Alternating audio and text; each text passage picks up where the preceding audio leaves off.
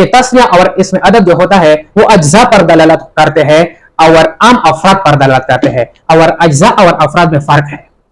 अज्जा और अफराद में क्या फर्क है, उस फर्क के लिए आप कुल और कुल में फर्क समझे। कुल के अज्जा हिस्स और टुकड़े होते हैं और इन टुकड़े को मिलाकर उससे कुल बनता है। अगर इन सारे टुकड़े को या इनमें से एक टुकड़ा या हिस्सा अगर मुंतफी हो जाए, एक जुज भी मुंतफी हो जाए तो कुल भी मुंतफी हो किया जाता है।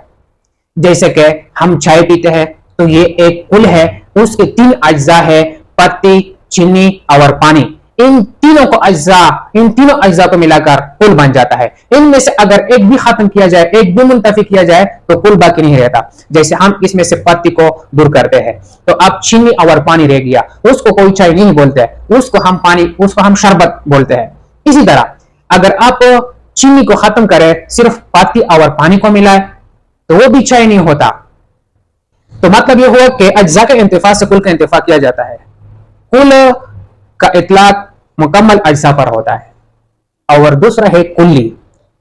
कुल्ली के जो मजदाक है, जो अफराद है, उनके इंतिफा से कुल्ली का इंतिफा नहीं होता। जैसे कि इंसान, ये कुल्ली है, ज़ैद, अमर, बकर उसके अज्जा है। तो अगर ये ज़ैद, अमर, बकर मुंतफी हो जाए, ये तहत तुराब हो जाए, फिर भी कुल्ली जो इंसानियत है, इंसान है, वो मौजूद होगा। इसी तरह आप आ जाए अफराद की तरफ और अज्जा की तरफ। हमारे पास 100 का एक अदद है, ये अज्जा से मुरक्कब है।